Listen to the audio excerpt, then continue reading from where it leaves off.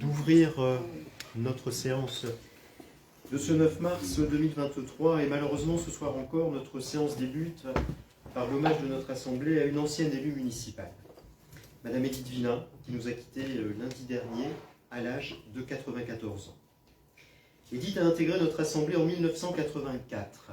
Elle avait été candidate en mars 1983 sur la liste conduite par mon prédécesseur, Michel Vancaille, dans le contexte politique de l'époque que vous connaissez. C'est suite au décès d'un autre grand nom de notre commune, Henri Musy, adjoint au maire, qu'elle intègre le conseil municipal. Suite à l'élection de 1989, Édith Villain devient adjointe au maire.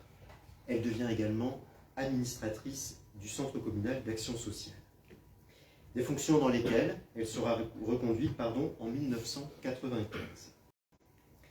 Édith était également investie dans la vie associative, dans le comité des donneurs de sang de notre commune, aux côtés de René Lefgence. Elle était également fortement investie au sein de l'école de danse, comme on appelait l'association à l'époque, puisqu'elle en fut la présidente. Sans oublier son engagement militant au sein de la section socialiste de Bully-les-Mines. J'ai eu le plaisir de côtoyer Édith bien avant d'être élue municipale. C'était une personne charmante, discrète, engagée, d'une immense générosité et d'une grande élégance. Je l'évoquais hier soir à l'occasion de la célébration de la Journée internationale des droits des femmes. Elle fait partie de ces élus municipales qui furent des pionnières aux côtés de nos regrettés, Denise Caillé, Alina Kowalczyk, Germaine Duflot et tant d'autres de ces grandes figures locales. Des pionnières qui faisaient figure d'exception à l'époque dans nos conseils municipaux majoritairement masculins, vous le savez bien. Heureusement, les temps ont bien changé depuis. La maladie a emporté Édith, la privant depuis ces dernières années, malheureusement, de toute vie sociale à laquelle elle était tant attachée. Je voudrais ce soir adresser mes sincères condoléances à sa famille, à ses proches. Et je voudrais bien évidemment que nous observions une minute de silence.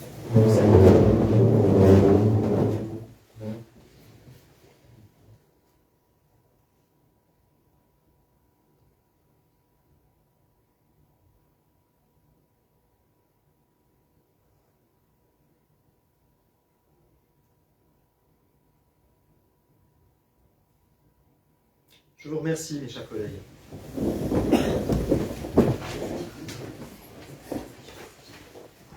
La séance de ce soir nous fait rentrer dans le cycle budgétaire. Je l'évoquais lors de notre précédente réunion de conseil municipal.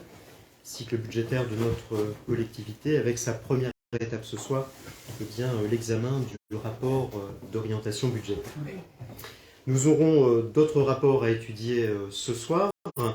Et nous avions également d'autres rapports d'ordre financier concernant la mise en œuvre du pacte fiscal et financier qui nous lie à la communauté d'agglomération de Lancy-les-Vins.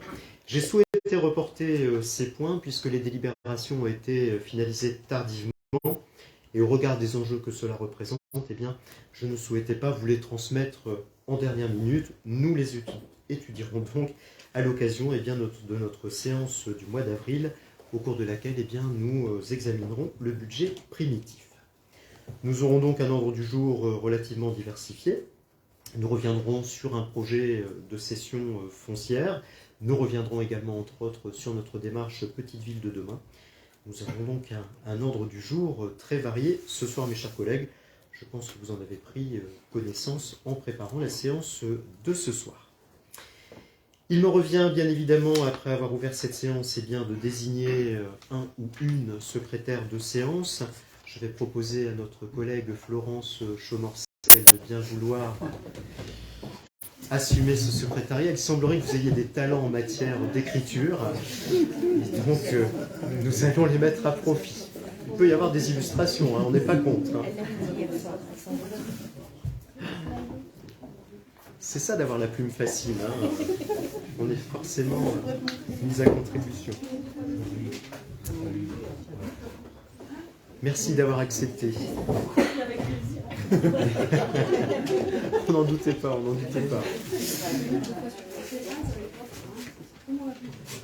Allez, chers collègues, je vous invite à faire l'appel de l'Assemblée. Merci. Monsieur François Lemaire. Alors, il faut appuyer sur le bouton. Hop.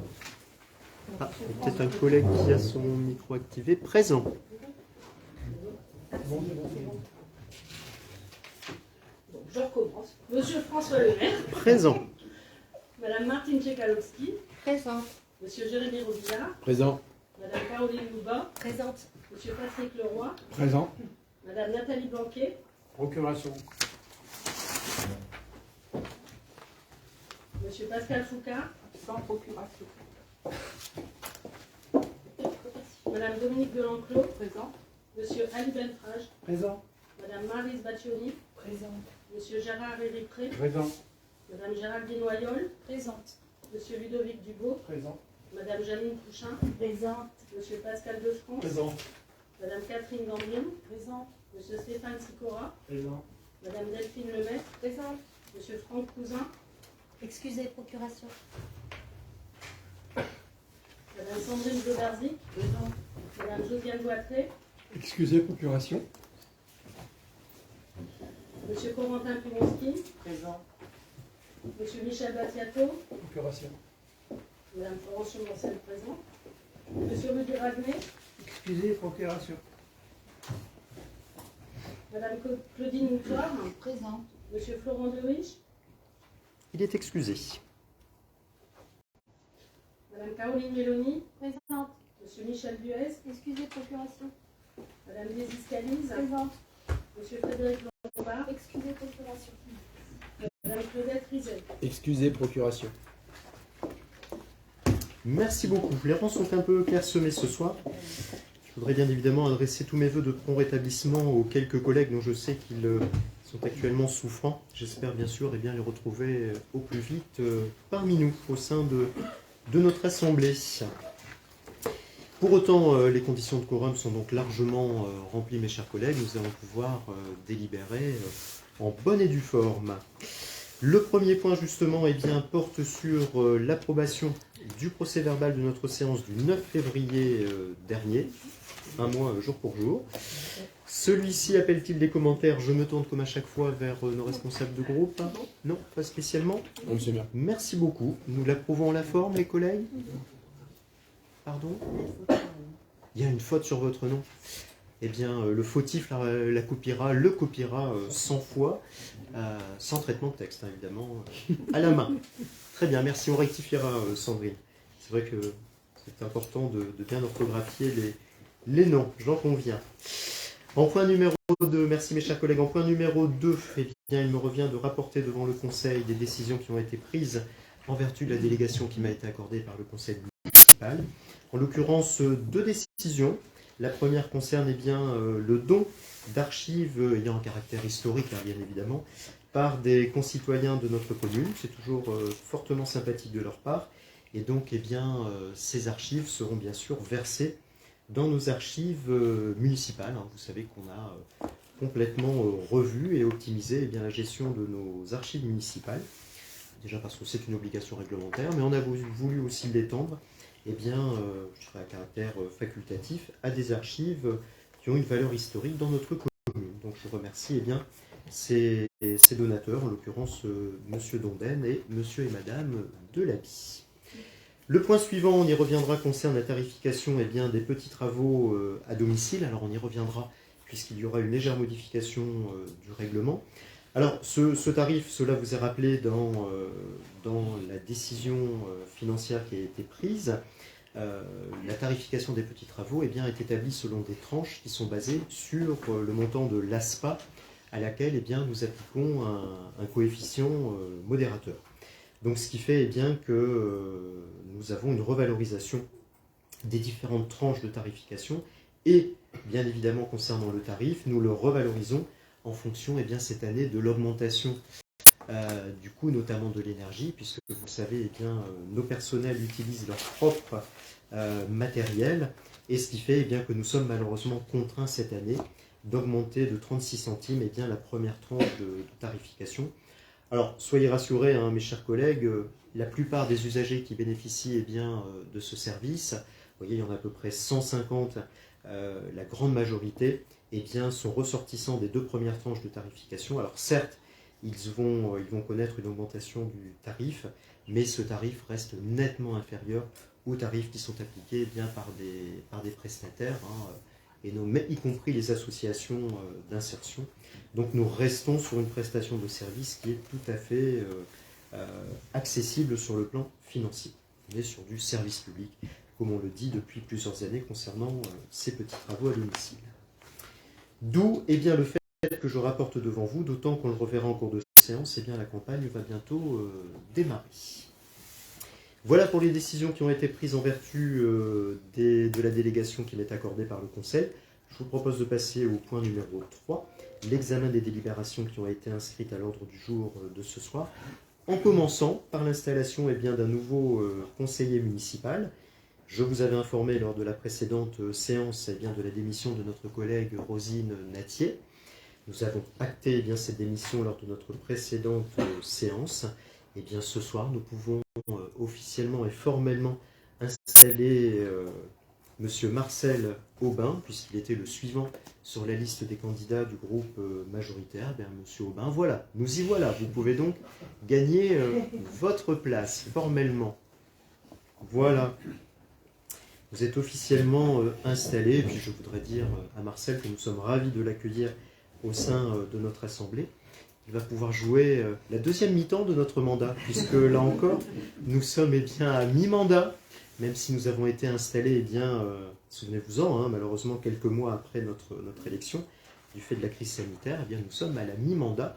Marcel va donc jouer avec nous eh bien, la deuxième mi-temps. Ce sera le Mbappé eh bien, de notre équipe municipale. Je parle du premier match, du match aller, pas du match retour d'hier. Marcel Aubin est bien connu dans notre commune, vous le savez, de par son passé professionnel dans notre commune. Et puis c'est un féru d'histoire locale, puis c'est un féru de culture. Donc autant dire, Madame l'adjointe à la culture, que c'est une ressource pour vous dans le domaine eh bien, qui est celui de votre commission. Bref, mon cher Marcel, eh bien, bienvenue parmi nous. On est ravis de vous avoir à nos côtés. Voilà qui est fait. Il n'y a pas de bizutage particulier, je précise, ça se met en off. On passe au deuxième point de l'ordre du jour, mes chers collègues. C'est quand même le point principal de notre séance de ce soir. Eh bien, la présentation du rapport d'orientation budgétaire. Vous le savez, c'est un exercice imposé dans nos collectivités.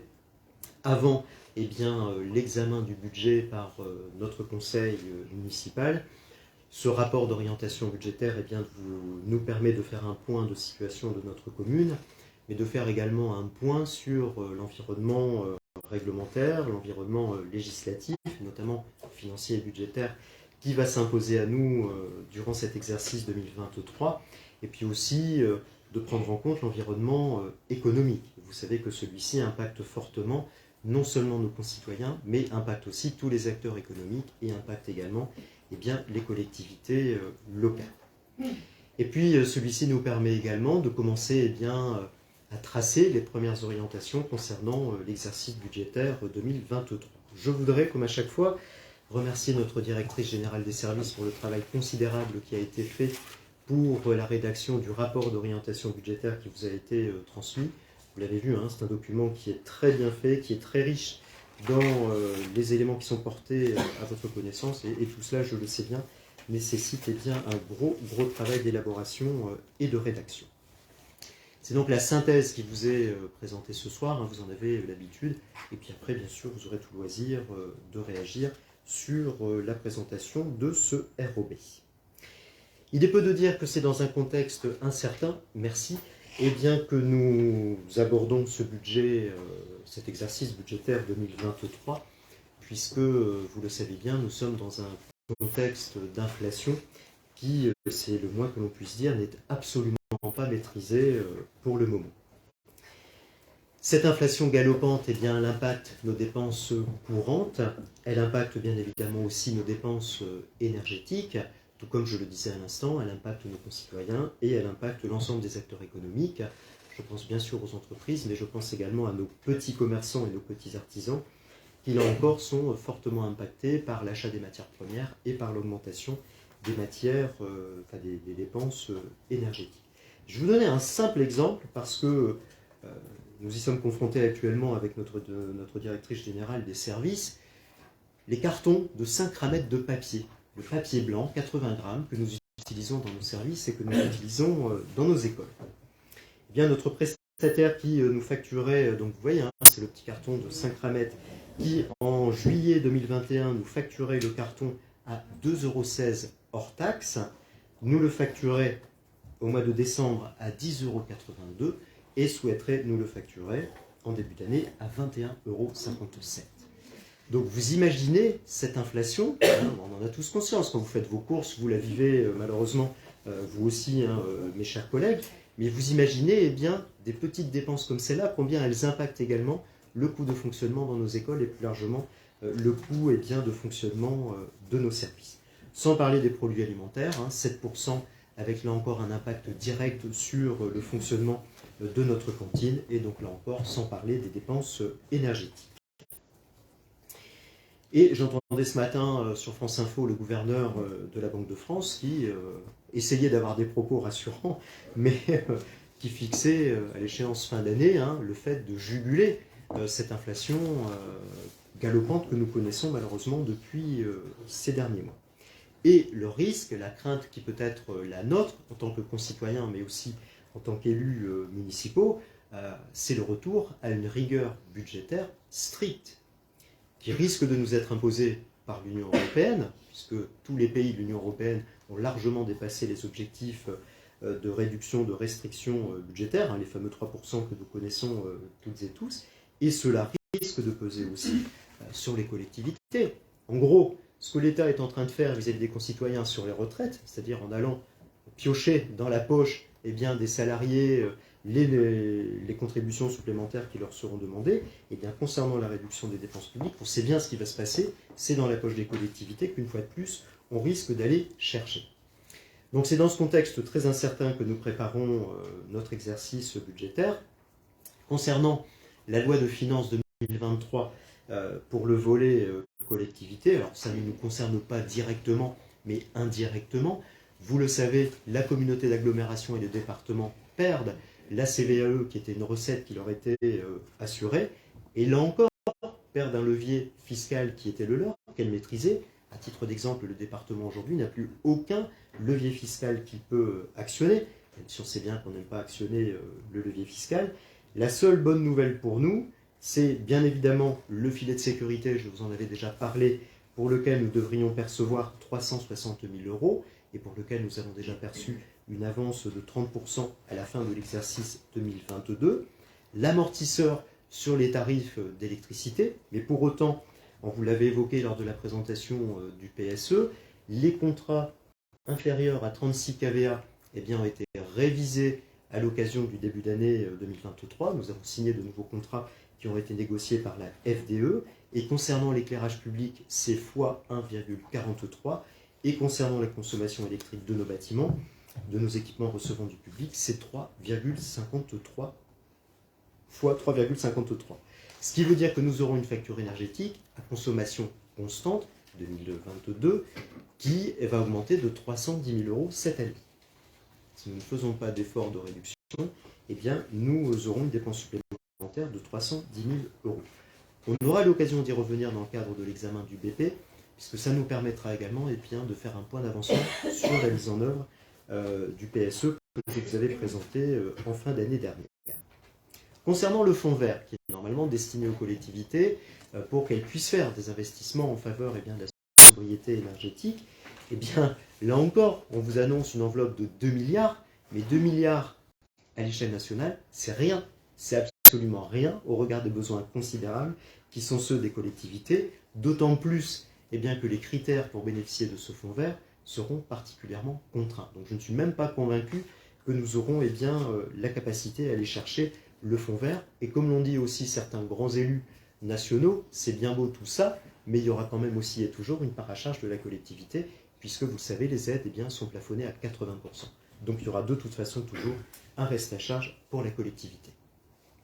Concernant la suite, l'enveloppe qui nous concerne plus particulièrement de la DSU est en augmentation au niveau national dans le projet de loi de finances. Mais vous savez, depuis ces dernières années, il y a eu un croisement. En fait, la DGF baisse et c'est la DSU qui augmente et qui nous permet de maintenir notre niveau de dotation de l'État. On y reviendra dans un instant. Concernant la fiscalité, cette année, plus de taxes d'habitation, puisque vous savez, celle-ci a été mise en œuvre de façon progressive. Donc à partir de cette année 2023, plus personne ne sera assujetti à la taxe d'habitation. Mais nous avons tenu quand même à vous rappeler que nous avons une compensation. Alors vous souvenez-vous-en, c'est fait de façon assez subtile, puisqu'en fait nous percevons une partie de la taxe sur les propriétés bâties qui était versée au département.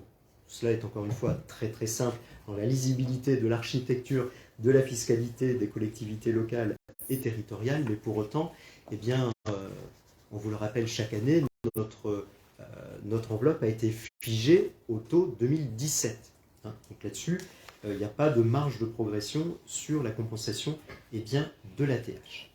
L'autre nouveauté, mais elle nous concerne plus particulièrement, c'est l'instauration de la taxe d'habitation sur les logements vacants. Souvenez-vous-en, nous avons délibéré sur l'instauration de cette taxe. Donc nous espérons commencer à percevoir les premiers produits sur l'exercice 2023. La procédure a été enclenchée par les services des impôts.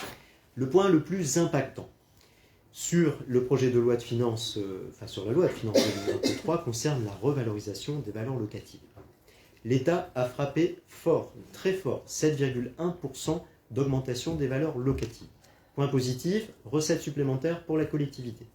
Point négatif, très négatif, surtout en cette période où le pouvoir d'achat est fortement malmené, ça veut dire augmentation de l'impôt pour les concitoyens qui sont assujettis au foncier bâti. Puisque la valeur locative de votre bien va forcément augmenter, va être revalorisée de 7,1%. Et ce qui veut donc dire que votre imposition va augmenter. Sauf si la commune fait l'effort de compenser. Je ne suis pas convaincu en l'état actuel des choses que nous soyons en capacité de compenser cette augmentation, cette revalorisation des valeurs locatives. Au niveau du contexte financier communal, nous avons aujourd'hui une vue sur le compte administratif 2022. Alors il n'est pas officiel, puisqu'il n'a pas été pour l'instant approuvé par notre Assemblée, mais globalement, nous sortons avec un excédent de l'ordre de 4,6 millions d'euros. Alors si on retire bien évidemment le besoin de la section de financement, sur la slide suivante, nous allons dégager un excédent pratiquement de l'ordre de 4 millions, ce qui est plutôt pas mal effectivement sur l'exercice 2022 au regard des difficultés que nous avons rencontrées. Un petit point sur l'activité des services, l'activité des services tarifés auprès de nos usagers. Vous le voyez, alors merci, on le voit sur la rubrique restauration scolaire et services périscolaires. La dynamique que je vous citais il y a quelques mois se poursuit. Donc nous avons effectivement davantage de demi-pensionnaires au niveau du service de restauration scolaire et un peu plus d'usagers concernant les services de garderie périscolaire. On a un petit fléchissement qui mérite d'ailleurs réflexion concernant les activités du service jeunesse, mais tout cela est en train d'être étudié par notre adjointe et par nos services. Pour le reste, forcément ça varie. Sur le cimetière, oui, ça varie d'une année à l'autre. Ce sont des variations que nous vivons chaque année. Concernant les impôts et taxes, qui vous le savez représentent une part importante de nos recettes de fonctionnement, ils ont été réalisés sur l'exercice 2022. On est globalement sur 7 millions d'euros de produits fiscaux réalisés, encaissés dans les caisses de la commune. En vous rappelant que les taux restent les mêmes dans notre commune. Nous n'avons pas révisé les taux depuis de nombreuses années maintenant. Concernant l'évolution des bases, alors là on est encore sur l'exercice 2022, celle-ci avait donc augmenté au niveau du foncier bâti. Alors évidemment, celles de l'ATH ne sont plus significatives du fait de la perte du produit de l'ATH. Mais donc on avait sur 2022 une augmentation de l'ordre de 4,2%. Alors chaque année, vous l'avez vu dans le rapport d'orientation budgétaire, on se compare également par rapport aux autres communes. Alors évidemment, il y a des rubriques sur lesquelles on est plutôt bien, il y a des rubriques sur lesquelles on est moins bien. et notamment concernant les bases d'imposition. Vous le voyez, hein, je vous le dis chaque année, mais cette slide illustre une fois encore, eh bien, je dirais, la pauvreté structurelle qui est la nôtre par rapport eh bien, aux strates, à la strate départementale, à la strate régionale, et c'est encore plus vrai au niveau de la strate nationale. Donc on a de toute façon un manque à gagner par rapport aux autres collectivités au regard eh bien, de la faiblesse de nos bases d'imposition. Et tout cela, bien sûr, se traduit en matière de produits d'imposition en euros par habitant. Un simple calcul hein, qui vaut ce qu'il vaut, hein. Mais si nous étions à la moyenne de la strate départementale, nous aurions un produit fiscal supplémentaire de 600 000 euros. Et si nous étions eh bien, à la moyenne nationale, ce serait 1,5 million qui tomberait dans les caisses de la commune. Heureusement qu'il y a ces mécanismes de compensation hein, et de solidarité entre les collectivités, mais qui ne compensent pas intégralement eh bien, la faiblesse de nos bases fiscales et donc de notre produit fiscal. Pour autant, on peut aujourd'hui faire un petit peu de prospective concernant le produit fiscal 2023, alors en tenant compte de la revalorisation bien évidemment de 7% que je vous annonçais. On sera donc sur une augmentation du produit fiscal, vous voyez, d'à peu près 600 000 euros. Mais tout cela reste à confirmer parce que notre directrice des services attend bien sûr la notification officielle de la part des services des impôts. Les autres éléments qui vont impacter notre budget 2023 concernent l'application du pacte fiscal et financier qui nous lie à la communauté d'agglomération, qui a déjà bien sûr été délibéré, et sur lequel nous serons donc amenés à délibérer, non pas ce soir, mais lors de la prochaine séance. Alors, puisque malheureusement, là c'est le maire de Bully qui parle, c'est pas le vice-président de la communauté d'agglomération, nous allons perdre effectivement en recettes eh bien, de la part de la communauté d'agglomération. Alors, ça s'équilibre au niveau des allocations compensatrices et des dotations de solidarité, mais par contre, eh bien, nous allons être amenés à effectuer un reversement à la communauté d'agglomération en ce qui concerne la fiscalité sur les propriétés bâties, et bien sûr notamment, plus particulièrement, sur les zones d'activité économique, puisque nous allons devoir reverser à la communauté d'agglomération 17% eh bien, sur les bâtiments existants. Je dis des bêtises. 17% vont être reversés à la commune, pardon, ça change la donne. 17% vont être... non, c'est bien ça. Je m'y perds. 17% si ce sont sur les zones existantes et 90% sur les zones qui voilà. n'étaient pas existantes. Merci. À la date où ça a été traité. Voilà. Excusez-moi, c'était pas clair dans... C'est toujours du reversement. On en parle tous les jours, donc j'avoue qu'au bout d'un moment, je commence à me mélanger les pinceaux. Donc, autant les choses sont relativement correctes sur les bâtiments existants, hein, sur les zones d'activité, que ce soit le Minopole, que ce soit le Quadrapark ou l'Alouette, sur tout nouveau bâtiment, malheureusement, nous reverserons 90% à la communauté d'agglomération. Et c'est donc ce que nous allons devoir délibérer lors du prochain conseil du mois d'avril. Et donc pour 2022, nous allons donc devoir reverser à la communauté d'agglomération à peu près 60 000 euros. Nous n'avons pas encore pour l'instant les évaluations 2023. Concernant les dotations et subventions de l'État, donc nous avons perçu au titre des dotations et subventions, c'est 74, 7,2 millions de la part de l'État. Vous le savez, nous sommes fortement dépendants eh bien, aux dotations d'État. On a vu la fiscalité auparavant. Là, nous voyons la part importante eh bien, des dotations que nous percevons. Vous le savez, hein, c'est en grande partie les dotations, la fiscalité et une faible partie qui nous vient eh bien, du produit des services.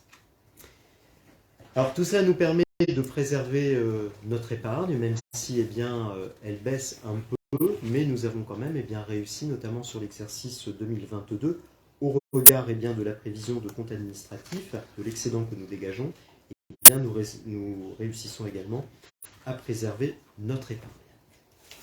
On aimerait toujours plus, mais là encore, dans le contexte actuel, c'est un peu compliqué. Sujet sensible, les dépenses de personnel.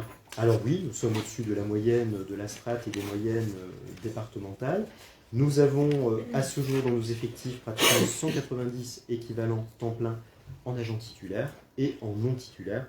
Nous avons eh bien, un peu plus de 50 agents équivalent temps plein. Et vous le savez, c'est bien plus si nous prenons le nombre d'agents non titulaires, puisque nous avons des agents qui effectuent des missions qui ne sont pas sur des temps pleins. Concernant donc la masse salariale, nous aurons donc à prévoir sur 2023 des augmentations quasi mécaniques, en vous rappelant bien que sur 2022, nous avons déjà subi des augmentations, et notamment l'augmentation du SMIC. Il y avait eu aussi l'augmentation du point d'indice qui avait été partiellement, qui sera partiellement, je dirais, prise en charge par l'État au titre du dispositif de solidarité qui a été activé. Et puis nous avons d'autres cotisations qui augmenteront également sur l'exercice 2023. Donc tout ça fait qu'on n'a pratiquement pas de marge de manœuvre.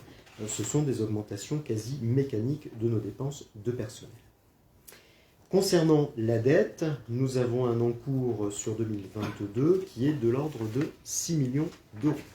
Donc vous voyez, ce qui reste tout à fait acceptable. Vous le savez, on peut passer à la slide suivante, et même la suivante. Notre capacité de désendettement est de l'ordre de 7 années. On est un peu au-dessus de la moyenne nationale, mais pour autant, on est largement en deçà des seuils d'alerte. Et puis surtout, nous avons une structuration de notre dette, donc des emprunts, qui sont quasi totalement sécurisés. Vous le voyez, on est au niveau le plus haut de la charte Gisler, qui permet d'apprécier le risque supporté par la collectivité. L'annuité de la dette sur 2023 sera de 743 000 euros, parce que ça, on la connaît déjà. Donc vous voyez, en légère baisse par rapport à 2022. Par contre, nous n'aurons pas sur 2023 d'extinction d'emprunt. Ça aussi, c'est une marge de manœuvre qu'on avait sur les exercices précédents. Là, on ne l'aura pas effectivement cette année. On va passer, je dirais, aux orientations en matière d'investissement. Parce que c'est ça qui est important. Pour ça, on peut passer, on l'a déjà effectivement évoqué. Alors, on est là sur une première ébauche, bien évidemment. Alors, forcément, on va continuer notre démarche piscine. On a d'ailleurs un comité de pilotage la semaine prochaine avec les collègues élus concernés et les partenaires qui sont associés, les parties prenantes de ce projet. Donc là, on continue la phase étude et on a bon espoir de vous présenter un programme. Au mois de juin prochain, on devrait avoir les premiers éléments du projet. Donc encore un peu de patience, mes chers collègues, et on aura des choses un petit peu plus concrètes à vous présenter, mais il y a des choses que nous devons encore valider avec le COPIL la semaine prochaine. Bien sûr, nous avons engagé la réflexion concernant la requalification urbaine de la Cité des Alouettes, puisque souvenez-vous-en, quand on avait nous engagé notre programme de rénovation sur la partie basse de la Cité des Alouettes, à l'époque, il n'y avait pas les financements ERBN pour requalifier les espaces publics. L'objectif pour nous, c'est de déposer, vous le savez bien, une demande de financement auprès de l'État, de la région et des autres financeurs de ce volet urbain de l'ERBN. Ensuite, je dirais des programmes plus classiques, programmes d'entretien bien sûr des voiries, la réalisation enfin d'un cheminement piétonnier le long de la rue Coste-et-Bellante que nous avons réalisé en partenariat avec le département, puisqu'on est sur une route départementale. Là encore, le projet devrait être engagé pour l'été prochain. Et c'est plutôt une bonne chose, parce qu'on sait que cette route elle est fortement utilisée par les piétons. Donc il y aura une partie prise en charge par le département et une partie par la commune.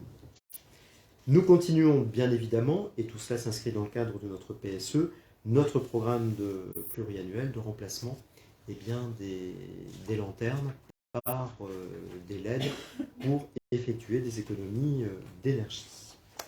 Ensuite, les travaux classiques sur notre patrimoine avec le financement de la première partie du réaménagement de la requalification de la place Victor Hugo. On en reparlera d'ailleurs dans le cadre de l'AMI auquel nous répondons, AMI de la région, dans le cadre du dispositif PVD. L'objectif de cette première phase, c'est d'installer des bornes pour les marchands de plein vent, des bornes électriques pour les marchands de plein vent, et d'installer aussi des bornes de recharge pour les véhicules, puisque incontestablement, il va falloir aussi que nous proposions ce type de service aux personnes qui sont équipées. Enfin, nous continuerons notre programme pluriannuel de rénovation de nos établissements scolaires. On l'a évoqué la fois dernière concernant l'école Louis Lumière. Et puis il y a bien sûr d'autres sujets, d'autres projets sur lesquels nous reviendrons un peu plus en détail à l'occasion du BPI. Voilà donc pour un résumé très synthétique du rapport qui vous a été transmis. Moi je voudrais insister quand même sur la dernière slide, sur, je dirais, les questions qu'on peut se poser aujourd'hui. Nous avons obligation de présenter un budget primitif sincère.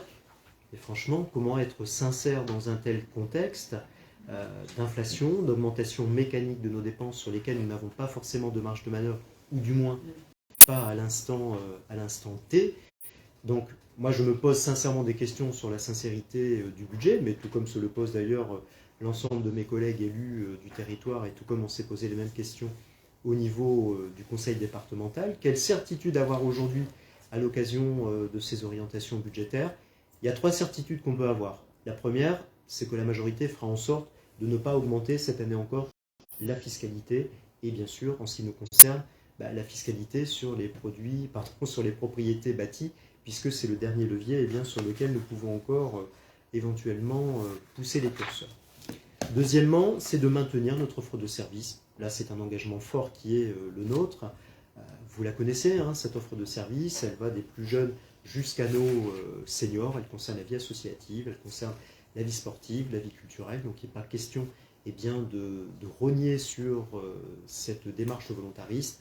Et puis la sobriété, oui, la sobriété énergétique, mais la sobriété, vous le savez bien, nos services y sont soumis, ils sont astreints depuis maintenant plusieurs exercices. Et donc nous devrons là encore maintenir le cap. Mais je peux vous dire que le message a d'ores et déjà été passé à l'ensemble des élus, et tout particulièrement les adjoints, qui ont commencé à travailler avec nos différents services sur l'élaboration du budget primitif 2023. Voilà mes chers collègues sur ce que je pouvais vous dire ce soir, mais je vous renvoie bien évidemment à ce document très complet qui vous a été transmis. Voilà, y a-t-il des interventions pour alimenter ce débat? Ou est-ce que vous attendez la suite? Monsieur Robillard, je vous en prie. Hop. Merci Monsieur le maire pour cette présentation de votre orientation budgétaire. Effectivement, plus les années passent, plus il est difficile de prévoir et d'anticiper l'élaboration d'un budget primitif. Alors malheureusement, on est une collectivité de bas strate, donc nous, quand on a besoin d'argent, on ne peut pas piocher dans les collectivités inférieures, premier aspect. Puis comme vous l'avez dit, au regard de la réforme des retraites, on ne va pas aller piocher du tout dans les poches de nos concitoyens, ce serait malvenu. Et donc, comme vous l'avez dit, on ne bougera pas nos impositions, et heureusement. Pour autant, au regard des orientations qui ont été présentées ce soir, pour suivre les grands aménagements qui ont été décidés lors de notre prise de mandature, et on a mis mandat, c'est-à-dire la piscine, les aménagements de requalification aux abords de l'ERBM, la requalification de la place Victor Hugo, tout en, comme vous l'avez dit, pouvant encore offrir des services à la population, on fera avec un budget de plus en plus contraint, avec la rigueur budgétaire et sobriété énergétique qui est demandée, et puis on continuera d'offrir les services maximum à notre population, et avec cette ville de demain, et avec les aménagements que vous avez présentés. Donc au regard de ces orientations, bien évidemment, on est satisfait au niveau du groupe majoritaire. Merci. Madame Mélanie, je vous en prie. Alors, vu le contexte, je n'irai pas non plus que malheureusement nous sommes contraints et nous sommes tout à fait d'accord, nous, le groupe, pour dire que ça ne va pas être évident. Malheureusement, c'est toujours sur les mêmes qu'on tape. Donc, je ne comprends pas le gouvernement qui tout de suite monte en flèche avec plus de 7% pour les taxes foncières, parce que ça va toujours être les mêmes qui vont devoir payer. Et donc je suis tout à fait d'accord pour que vous maintenez votre échéance comme l'année dernière. Donc comme ça, nous, on sera peut-être moins impactés. Je suis tout à fait d'accord également, comme vous mettez des LED, vous allez mettre des LED un peu partout, ce qui va faire une économie, aussi bien à la collectivité et également... j'encourage tout le monde à le faire parce que là ce sera un gain également pour tout le monde. Et par contre, j'ai une question, c'est pour la piscine. Donc le projet piscine n'est pas fini, puisqu'on entend dire sur d'autres communes qui veulent créer une piscine. Donc il y a beaucoup de personnes qui demandent si ça va être fait ou pas. Donc on se pose des questions. Le projet n'est pas abandonné. Mhm. Il y a simplement que nous prenons notre temps pour bien définir Tout à fait. les axes effectivement de ce projet, et puis que nous tenons compte également de la conjoncture, Mhm. notamment de l'augmentation de l'indice du coût de la construction, puisque pour avoir connaissance des autres projets qui sont actuellement à l'étude, ou même qui viennent de rentrer en phase de chantier dans notre agglomération, les collègues qui portent ces projets, enfin les collectivités qui portent ces projets, ont connu une augmentation conséquente du budget initial du projet. Donc c'est pour ça aussi que nous prenons notre temps en espérant, je dirais, une conjoncture qui soit un peu meilleure dans les quelques mois qui vont venir. Donc, comme je vous le disais, en juin, on va effectivement vous présenter les grandes lignes du projet qui ensuite fera l'objet de la présentation d'un programme. Mhm. C'est-à-dire qu'en gros, à partir de septembre, on va aller, on vous proposera de désigner une maîtrise d'œuvre qui, elle, va ensuite va être chargée de traduire effectivement notre projet dans un programme bien défini. D'accord. Donc notre projet reste d'actualité. Mhm. Et moi, pour être très clair vis-à-vis du projet de Grenay, Mhm. Christian Champierret m'avait tout de suite informé effectivement de ce projet et de la réflexion qui était la sienne. Il m'en a informé en fin d'année en me disant, compte tenu du décalage effectivement qui sera celui de Budget-Mines, compte tenu du fait qu'effectivement nous prenons notre temps de bien établir notre projet, Christian m'avait dit qu'il étudiait de son côté, qu'il proposerait à son conseil municipal et à sa population de partir sur un projet d'équipement moins ambitieux, dédié uniquement au savoir nager, quant à l'apprentissage de la natation par les scolaires, avec un mode, de construction modulaire. Donc ce qui fait qu'il serait sur un projet, d'un montant financier nettement moindre que le nôtre. Et donc c'est pour cette raison que Christian Champierret est en train d'étudier ce projet. Je pense qu'il pourra nous en dire plus d'ailleurs également la semaine prochaine à l'occasion du comité de pilotage. Mais pour moi, les deux projets devront forcément être en cohérence. De toute façon, comme je vous ai dit, l'importance de la natation pour les petits, ça va de soi. Il y a eu énormément de fermetures de piscines alors que les enfants doivent savoir nager et ont des examens à passer sur la natation et ça devient de plus en plus compliqué. Ah oui, tout à fait. Et malheureusement, il va y avoir de plus en plus d'accidents. Nous avons beaucoup d'établissements qui sont fermés en même temps. Fort heureusement, il y a le grand équipement de Lens qui sera opérationnel dans bientôt. Quelques semaines. Et je ne vous cache pas que nous avons essayé de solliciter des créneaux de piscine auprès de la piscine de Lens. Alors certes, il y a la distance. Évidemment, si on arrive à bien se débrouiller, on devrait réussir à avoir quelques créneaux. Et notre collègue Caroline Louba est en contact avec la municipalité de Lens. Et ensuite, c'est vrai qu'on a 3-4 années un peu compliquées à passer. Oui, ça se comprend. Il faut le temps du projet, etc. Je reviens sur l'articulation des deux projets. Ce qu'il faut bien mesurer, c'est l'impact sur les subventions. C'est ça. Parce que forcément, on va tous aller chercher les mêmes subventions, que ce soit au niveau du département, que ce soit au niveau de la communauté d'agglomération qui a porté un plan piscine, vous savez, depuis ces dernières années, et puis aussi au niveau de l'État, et notamment de l'Agence nationale du sport. Et c'est là qu'il faut qu'on fasse bien attention, effectivement, à l'articulation déjà de tous ces projets au niveau de l'agglomération, mais aussi entre Bully et Grenay. C'est là qu'il faut aussi qu'on soit, je dirais, en bonne articulation et que le lancement d'un projet moins ambitieux pénalise celui de Bully-les-Mines. C'est ce à quoi C'est ce qui fait faut peur. être très attentif. Donc ne vous inquiétez pas, mes chers collègues, en juin prochain, on sera en mesure de venir vous présenter les grandes orientations de ce projet. Merci. D'autres remarques, d'autres commentaires sur ce débat d'orientation budgétaire? Non? Voilà, mes chers collègues, nous devrons donc acter le fait que nous avons tenu ce débat d'orientation budgétaire. La prochaine étape, eh bien, vous le savez bien, c'est la présentation du budget définitif lors de notre séance du mois d'avril prochain. Ok? Merci beaucoup. Merci aux responsables de groupe qui se sont exprimés. Alors, comme je vous le disais, En propos introductif, nous reportons les points 3 et 4. Nous en arrivons donc au point numéro 5. Alors, c'est très formel puisque, vous le savez, eh bien, nous avons recomposé le CST, alors que nous appelions auparavant comité technique ou CHSCT. Eh bien, nous avons recomposé le CST suite à l'élection des représentants du personnel en fin d'année dernière. Il y a donc lieu également de recomposer la représentation des élus, de l'administration. Alors, il y a quelques modifications par rapport à la représentation qui était celle de l'exercice précédent, puisque nous avons un poste supplémentaire de titulaire. Et donc, Mme Baccioni, qui était suppléante, eh bien, devient titulaire du CST. Il nous faut donc, eh bien, 2 suppléantes pour compenser, je dirais, cette modification.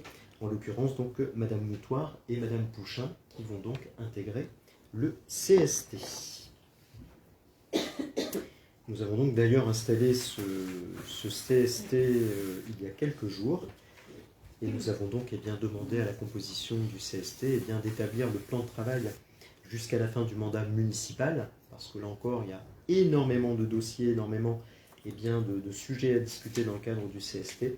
Donc nous avons convenu de prioriser les sujets qui ne manquent pas. Il vous est donc proposé d'acter ces désignations au titre des représentants de l'administration. Est-ce que c'est d'accord? Oui, monsieur le maire. Oui. Très bien, je vous remercie. Au point numéro 6, il vous est proposé de recruter un élève stagiaire au sein de nos services. Nous l'avons déjà fait, souvenez-vous-en, les années précédentes. Alors ce dispositif s'adresse plus à des étudiants qui sont en études supérieures. En l'occurrence, il s'agit d'un cycle de master universitaire. Et l'étudiant que nous allons recruter pour une période de 4 mois pratiquement sera plus particulièrement en charge des marchés publics, avec une attention, un focus sur les clauses d'insertion sociale. On sait que c'est un vrai levier effectivement pour remettre des personnes à l'emploi et notamment des bénéficiaires du RSA, comme nous l'avons fait sur l'opération de rénovation aux Alouettes, comme nous le faisons d'ailleurs dans le cadre des recrutements sur la zone de l'Alouette, et puis aussi de remettre en place des fiches procédures pour l'ensemble de nos services. Bien sûr, l'accueil d'un stagiaire de longue durée donne lieu à indemnisation sur la base de 0,5 de l'heure. Est-ce que c'est d'accord? Oui, monsieur le maire. Très bien, je vous en remercie. Nous allons passer au point suivant, au point numéro 7. Je laisse notre collègue Jérémy Robillard vous le présenter. Merci, monsieur le maire. Il s'agit donc d'acter une convention d'occupation du domaine public avec la société Totem France. Alors, pour être le plus pédagogue possible, je vais d'abord rappeler qu'actuellement, il y a un mode téléphonie mobile sous couvert de l'opérateur Orange, un bail signé en 2006 occupant un terrain propriété vide, bien évidemment, rue de Saint-Paul, comme je vous l'avais dit. Et actuellement, vous l'avez vu, les premiers travaux, je dirais, ont enfin démarré pour le béguinage rue Lamandin. Il faudra donc démanteler et laisser table rase sur ce terrain pour pouvoir avoir ce beau projet de béguinage. Le but étant donc de retrouver un autre site, parce que si on démantèle une antenne de téléphonie mobile, le secteur ne sera plus couvert par le mât et donc il n'y aurait plus de téléphonie mobile sur ce secteur. Les opérateurs nous ont donc contactés pour rechercher un terrain à proximité donc, du terrain principal. Un travail conjoint a été mené par la municipalité, le collectif expert en la matière. Un compromis a été trouvé pour une autorisation d'occupation donc du terri du 2. Vous le savez, on est sur un travail raisonné depuis plusieurs années sur la commune, à savoir qu'on ne veut pas la multitude de mâts sur le territoire, mais on veut principalement une mutualisation des mâts. Donc ce mât qui sera donc une convention avec Société Totem France. Pourquoi Société Totem France? Car elle gérera les multi-opérateurs et gérera donc les 3 grands opérateurs du territoire que sont Bouygues, SFR, Free et Orange. Et chacun pourra, s'il le souhaite, déployer sur ce mât leur antenne relais. Et permettra toujours la couverture du secteur. Donc on a décidé ce secteur car il est toujours dans les règles de l'art je dirais, limite de territoire communal, qu'il impacte le moins possible les habitations, ce qui n'était pas le cas sur le mât précédent, qui était en plein cœur de la commune. Donc là, on est sur l'extérieur de la commune, sur un terrain plutôt, je dirais, à l'abri de sites sensibles, que ce soit les écoles, les EHPAD, et là, ce n'était pas le cas non plus sur le précédent mât. Et toute cette couverture et cette convention d'occupation sera sous couvert d'un montant et d'un loyer annuel de 14 500 €. Donc ce qui vous est proposé ce soir, les collègues, c'est d'acter cette convention d'occupation avec la société Totem France et permettre à Monsieur le maire de signer les dites conventions. Je tiens à préciser que le montant du loyer a été particulièrement bien négocié. Oui. On est sur des bases qui sont celles des grandes villes. Donc, et le fait qu'on soit, comme le disait Jérémy, sur un multi-opérateur nous permet aussi de négocier un tarif plus élevé. C'est jamais une solution totalement satisfaisante, que les choses soient bien claires. On subit, je vous l'ai déjà expliqué à de nombreuses reprises. Vous savez, nos moyens dans ce domaine sont très très limités. Ça se limite à nos pouvoirs en matière d'urbanisme. Est-ce que c'est d'accord, mes chers collègues? Ah oui, je sais bien, c'est pas une solution satisfaisante. Il n'y en a pas. En matière d'implantation de mâts téléphoniques, il n'y a pas de bonne formule. Je pense que vous voyez partout dans les communes du territoire des choses aberrantes, et même dans les communes rurales ou un peu plus protégées, on voit de sacrées aberrations en matière d'implantation d'antennes de téléphonie. Et pour autant, comme tu disais, il y a obligation de déployer, et demain ce sera la 5G, et je ne sais quoi encore après. Avis favorable pour autant, ou abstention? Alors abstention en ce qui vous concerne toutes les deux? Oui, d'accord. Très bien, pour le reste c'est d'accord? Oui. Sans enthousiasme, je le répète, le seul enthousiasme il est par rapport au montant du loyer. Voilà. Merci beaucoup. Donc on a bien noté vos abstentions. On passe au point numéro 8, la cession de la parcelle AL 621 sur laquelle nous revenons. Tout à fait, monsieur le maire, sur laquelle nous revenons. Nous avions inscrit ce point à l'ordre du jour du précédent conseil municipal. Nous avons souhaité retirer cette délibération sur le précédent conseil car nous attendions le retour des domaines et de l'estimation des domaines. C'était important de pouvoir enrichir cette délibération de l'estimation. Pour rappel, cette délibération était inscrite car les consoeurs Bochu avaient proposé et s'étaient portés acquéreurs d'une parcelle, donc la parcelle précisément AL 621, d'une contenance et d'une superficie de 2400 m², donc une dent creuse dans le jargon urbanistique en cœur de ville, rue Baillot. Donc les époux s'étaient portés acquéreurs et ils nous avaient fait une proposition d'achat à 90 000 €. On vous a joint l'estimation des domaines qui s'élève, vous le voyez en page 2, à 103 000 €. Pour autant, les domaines nous disent bien que cette valeur est toujours assortie d'une marge d'appréciation plus ou moins haute de 10%, ce qui nous autorise, il est indiqué sur le paragraphe suivant, sans justificatif particulier, d'autoriser cette vente à 90 000 €. Pour autant, il a été demandé d'acter dans les actes notariés, dans l'acte de vente, que ce terrain sera voué à une utilisation d'une seule habitation à usage principal. C'est ce qui sera fait auprès des notaires de chaque partie. Donc il vous est proposé ce soir d'accepter, l'estimation et France Domaine et l'État nous autorisent, cette vente à 90 000 € auprès des consorts Bochu. Merci monsieur le maire. Merci. Avis favorable? C'est bon pour vous les collègues? Oui. Merci beaucoup, merci bien. Nous passons à la thématique ville citoyenne et dynamique. C'est notre collègue Dominique Delanclos qui vous rapporte le rapport suivant, le rapport 9. Merci monsieur le maire. Alors, monsieur Pascal Clé, président de l'association Les Ailes Buligeoises, souhaiterait que le local de leur association porte le nom d'Éric Dolt, l'ancien président décédé en novembre dernier. La famille a donné son accord. Il n'y aura pas d'incidence financière puisque la plaque sera réalisée par l'atelier Bois et Fer. Il nous faut aujourd'hui donner notre accord pour ce changement de dénomination.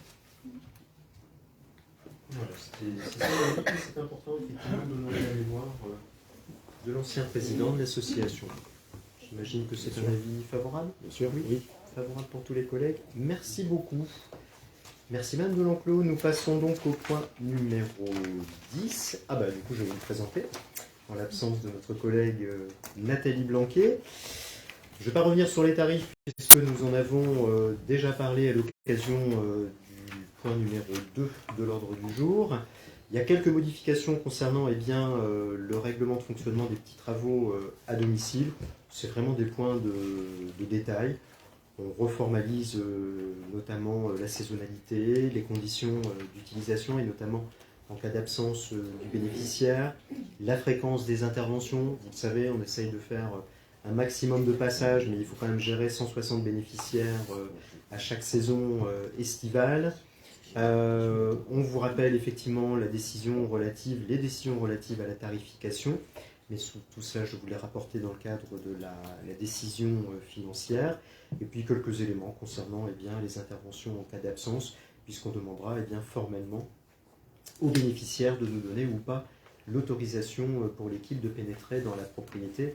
C'est notamment celles et ceux qui, vous l'imaginez bien, ont un jardin accessible facilement, sans violer la propriété, ouvrir un portail ou autre, donc sans y être autorisé. Donc on vous propose ces quelques modifications du règlement de fonctionnement des petits travaux. Est-ce que c'est d'accord ? C'est du pur formalisme, mais c'est vrai que ça tient compte aussi du retour d'expérience qu'en ont nos usagers, et puis surtout notre équipe qui intervient chaque été. Donc vous le voyez, on va redémarrer là assez rapidement, fin mars, l'activité va reprendre. Merci pour cet accord concernant la révision du règlement des petits travaux à domicile. On passe à la thématique aménagement et grands projets. C'est notre collègue Corentin Pivonski qui va vous présenter l'AMI de la région concernant notre démarche PVD. Merci, monsieur le maire. Alors, dans le cadre de la continuité de notre dispositif Petite Ville de demain, pour lequel la signature officielle avec la communauté d'agglomération Lens-Liévin et les services de l'État est prévue le 15 mars prochain, notre objectif, notre stratégie est indéniablement de lutter contre la dévitalisation de notre centre-ville. Je vous rappelle, mes chers collègues, que force est de constater la véritable fragilisation de nombreux centres-villes et centres-bourgs. À cet effet, la région Hauts-de-France développe depuis quelques années une politique similaire à la nôtre qui est de revitaliser, redynamiser nos centres-villes dans l'objectif de consolider un maillage local essentiel au développement de notre tissu économique local, de la cohésion sociale ainsi que de la solidarité territoriale. Afin de poursuivre notre politique de revitalisation, donc un appel à manifestation d'intérêt centre-ville et centre-bourg a été lancé par notre région. Donc cet appel doit permettre de sélectionner de futures communes lauréates ayant la volonté d'une part de développer les démarches intégrées de revitalisation de leur centre, telles que la transformation urbaine ou encore l'animation et le développement commercial, mais aussi celles souhaitant s'engager pleinement dans la démarche d'accompagnement de la région.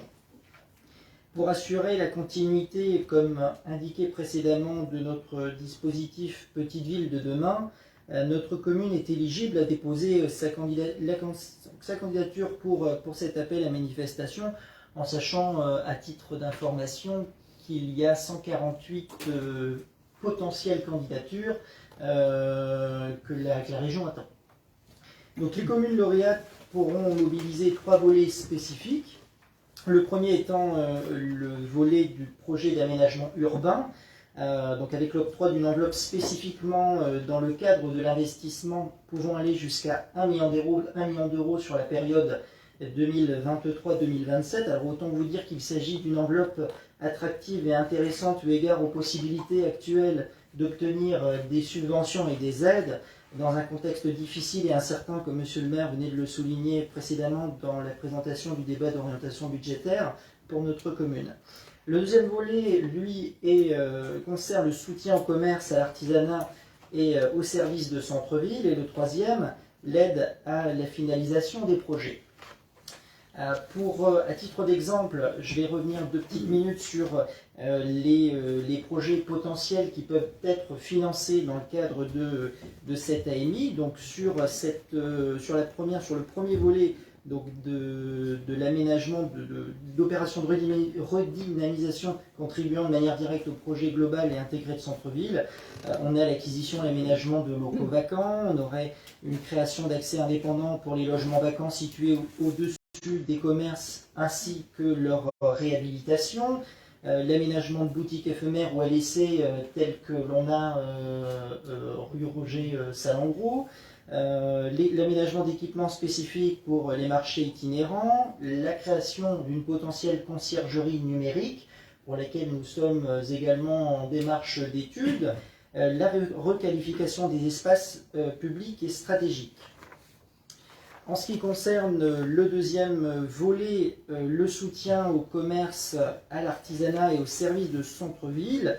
Donc là, comme il est explicitement indiqué, donc il s'agit de cofinancement d'actions inédites d'animation, de promotion, de communication de notre commerce et d'artisanat local, avec aussi l'appui de mise en œuvre d'études opérationnelles spécifiques sur la dimension économique.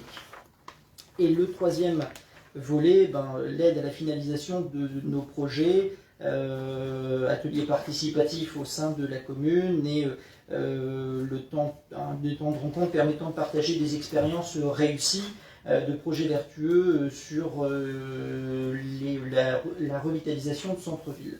Donc voilà. À titre informatif, ces taux d'intervention de la région Hauts-de-France varient selon les projets entre 40 à 50% de l'investissement, ce qui n'est pas neutre. À noter également que les dossiers présentés feront l'objet d'une analyse dite au fil de l'eau par les services de la région.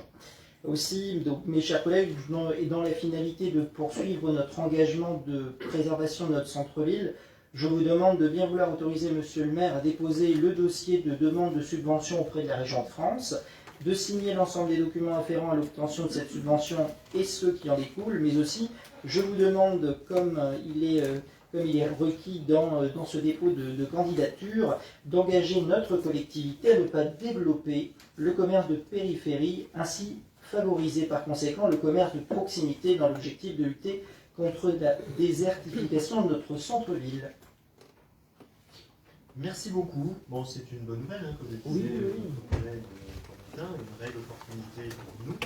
C'est une bonne chose que la région ait effectivement décidé d'élargir son dispositif de soutien aux communes PVD. Parce que la région n'est pas partie prenante du dispositif PVD et elle n'avait aucune obligation de financer les projets des communes. Donc c'est pour cette raison que Corentin vous l'a exposé. Nous nous saisissons de ce levier, de cette opportunité, en espérant bien sûr être retenu. Parce que tu l'évoquais, hein, c'est vrai que les financements escomptés sont quand même très très intéressants. Concernant le fait de ne pas développer le commerce périphérique, oui, ça va de soi, hein, comme tu l'évoquais, on ne va pas essayer de défendre notre commerce de centre-ville en allant implanter du commerce en périphérie. Je dirais le meilleur exemple, il était, souvenez-vous-en, par rapport au projet d'Intermarché, qui pendant un moment devait être transféré sur une zone d'activité communautaire le long du CD58. Ce projet n'a pas abouti parce qu'effectivement la communauté d'agglomération a réaffirmé le fait qu'elle ne souhaitait pas d'implantation commerciale sur ces zones d'activité économique. Et d'ailleurs, cette orientation sera réaffirmée dans le cadre du SCOT pour son volet urbanisme commercial. Donc voilà, c'est du bon sens, mais c'est vrai que, comme disait Corentin, il faut le réaffirmer. Un dernier point concernant PVD, le volet habitat, il avance bien aussi, puisque la semaine dernière, nous étions en réunion technique avec les services de la communauté d'agglomération, puisque l'AGLO a accepté de prendre en charge la future OPA-RU au titre de sa compétence habitat, donc en l'occurrence sur la commune de Bully. Tout cela est en train d'être finalisé, et notre collègue Patrick Leroy aura l'occasion de vous présenter le dispositif dans quelques mois en commission et bien évidemment en conseil municipal. Voilà, donc il faut effectivement saisir cette opportunité, parce qu'en plus, on vous l'avait dit, PVD, il n'y a pas de financement direct par l'État, ça on vous l'avait clairement indiqué, il y a de l'ingénierie, il y a des études, il y a des prêts effectivement spécifiques de la part de la Banque des Territoires. Là, on est vraiment sur de la subvention sonnante et trébuchante, comme on dit. C'est d'accord sur le principe, donc m'autoriser à signer effectivement les documents afférents, et puis comme le disait notre collègue Corentin, réaffirmer le fait de ne pas développer le commerce de périphérie. C'est d'accord? Bien sûr. C'est du bon sens. Voilà, mes chers collègues, merci beaucoup. Je n'ai pas d'informations diverses à vous communiquer en cette fin de séance. Je n'ai pas non plus été destinataire de questions diverses. Eh bien, nous avons parcouru l'ordre du jour. L'ordre du jour est épuisé. La séance est donc levée. Merci à toutes et à tous et rendez-vous donc pour la séance du mois d'avril. On va avoir une petite période là d'interruption avant l'examen du BP. Bonne soirée à toutes et à tous. À bientôt.